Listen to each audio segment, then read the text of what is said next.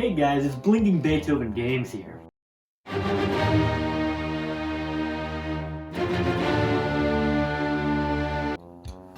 I got a problem, guys. I got drumsticks, but I don't have any drums. How am I supposed to make music with this? It just doesn't work. I do, however, have a solution. I got a Wii remote. Nintendo was on top of the world in the early years of the Wii, and this is largely due to the Wii series. It was easy for your grandma to understand. You swing the stick to swing the baseball bat in the game. And because of how accessible these games were, Wii Sports was one of the best-selling games of all time with 82 million copies sold. On top of this, Wii Play sold 28 million copies and Wii Fit sold 43 million copies. So because of this wild success, if you were living in 2007, you'd probably expect a certain level of quality out of the series. Then came the best E3 reveal of all time.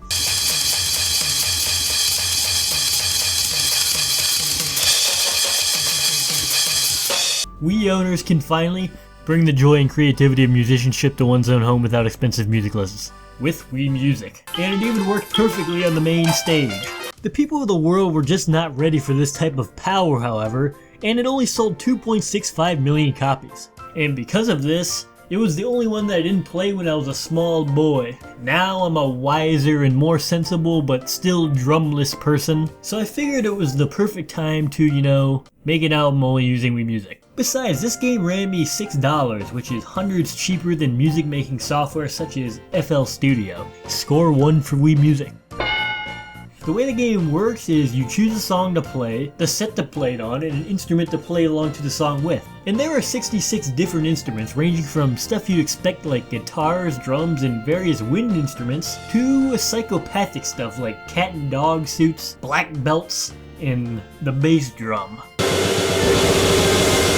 To control these instruments, you generally end up doing a lot of stick waggling, which, as you can imagine, isn't the most precise way of controlling an instrument. After you play your part, the game records your performance and allows you to record up to 5 other parts of the song using any instrument that you want. So this means that you can record Turkey in the Straw with bagpipes, a sitar, a bass drum, a galactic bass, and somebody clapping their hands. On top of this, there's no penalty for just ignoring the song altogether and just playing however you want. Because of all of this though, the finished product tends to sound like this.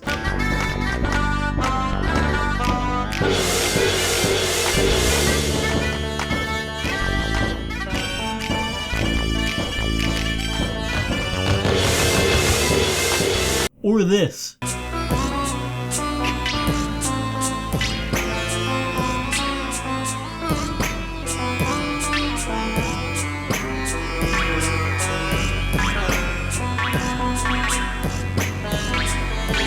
Or even this.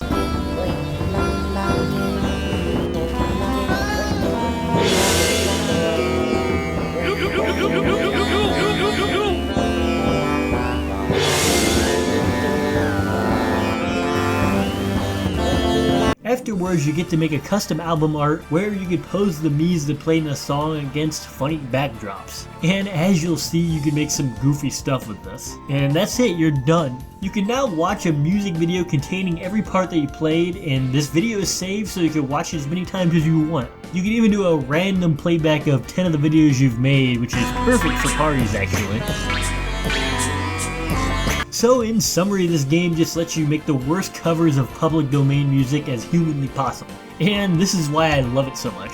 They give you way too much freedom to make the dumbest sounding music ever. And they give you such a wide range of instruments to do it with. So with that all explained, let's get back to business here. I have an album to make. First off, you don't start out with every instrument. You need to make a certain number of songs to unlock some of them. It's simply amazing that the crowd favorite Turkey in the Straw was made with such limited resources. The remaining instruments are unlocked with the tutorial. So funny story here. There's a tutorial for 11 different styles of music and around 6 parts that you have to record per song. And it makes you practice most of these parts first, so you have to play them twice as much on top of that. Now the problem with this is that you're playing Twinkle Twinkle Little Star every time. So for like 2 hours I played Twinkle Twinkle Little Star Star approximately 100 times in a row. Playing Twinkle Twinkle Little Star 100 times in a row gives a man a lot of time to build up a desire for revenge. But that wasn't all. The straw, or shall I say the turkey in the straw that broke the camel's back, was that I didn't even need to do any of it because only the first tutorial unlocks anything. So naturally, the first thing I did after getting all of the instruments was destroy Twinkle Twinkle Little Star.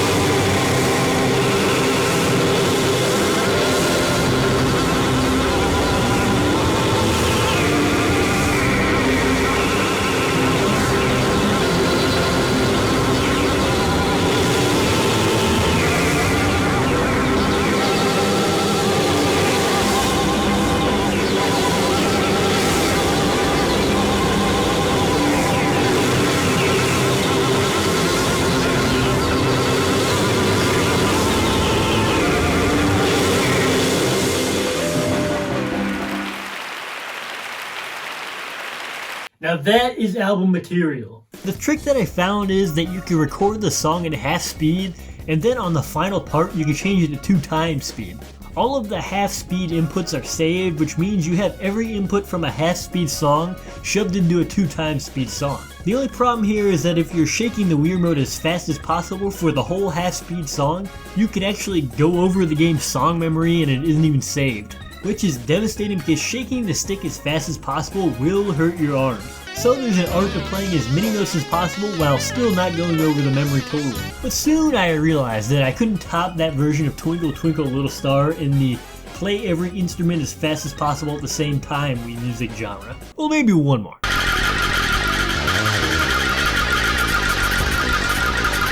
But after this realization, I had to get a little bit creative. After all, I need an entire album worth of songs. This is where I realized that you could bring up a guide on when to play the notes so that it can kind of sound like the song that you're supposed to be covering. It's not the most precise thing still, because sometimes the game loves to add 2 notes when you only shook the stick 1 time, but it definitely helps. This problem would have been solved if they used the Wii Motion Plus for this.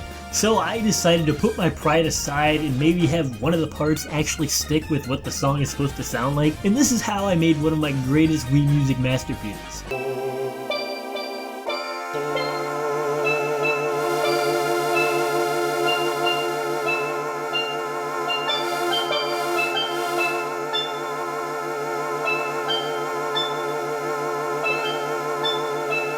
My vision for this song is that you just died.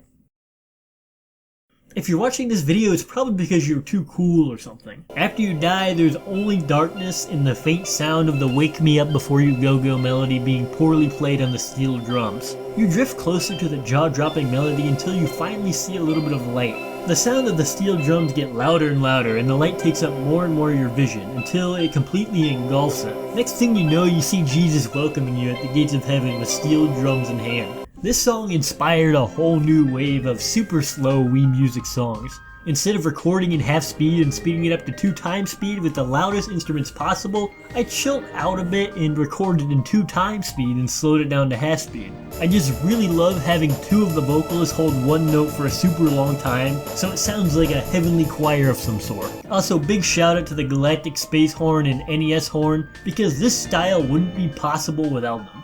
This is also around the time I realized that you could use a different me for each part of the song. So hey, I need to get some Peter Griffins in on the action, even if it's just a couple. A couple will never hurt. So because of this, you get album covers like this for every breath you take. I personally couldn't think of a better cover for this song. But soon, Peter Griffins became the default choice and every song was just a 6-stack of Peter Griffin. My warning to the kids out there is once you start, it's harder than you think to stop. This all led up to me making one of the most important realizations of my life. I have not just 1, but 2 slightly different Peter Griffin me's. Just imagine the potential if I was already doing great things with just 1. This is where the gears in my brain really started turning. What if I made 4 more slightly different Peter Griffin me's, so I had an entire band of 6 slightly different Peter Griffins? And that's exactly what I did. Meet the star-studded cast of Peter Griff, Family Guy, Peter Boy, Peter, and Peepa.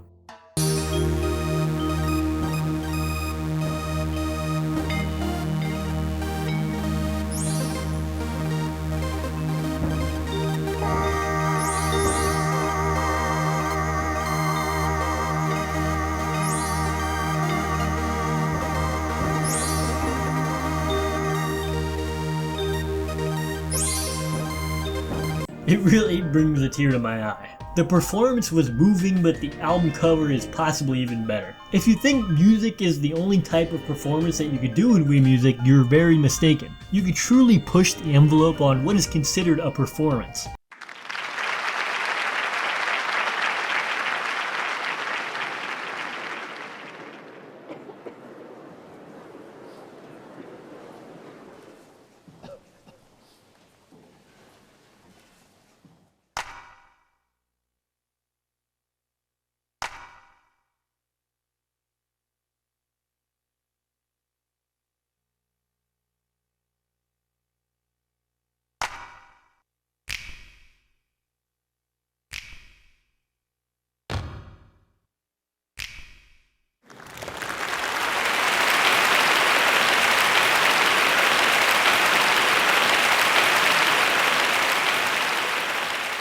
Or you could observe these awesome black belt moves.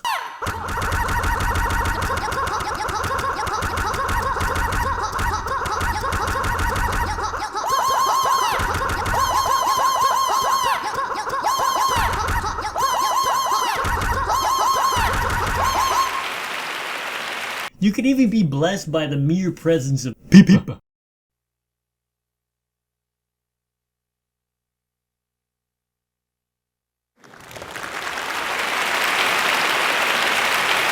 He should be the one running the channel, honestly.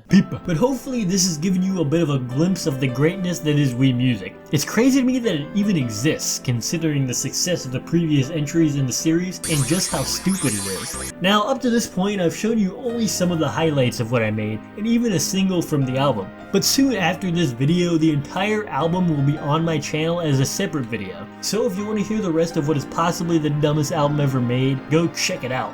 And this is the point where I realized that I've spent like 15 hours trying to squeeze as many ideas out of Wii Music as possible. And I could have used this time to start learning how to use actual music making software, but we live with the decisions we make. Now, if you'll excuse me, I'm going to go jam out to some better music. I had to check to see if the coast was clear. It's usually followed by goblins, ghouls, and such things. But I can finally relax now.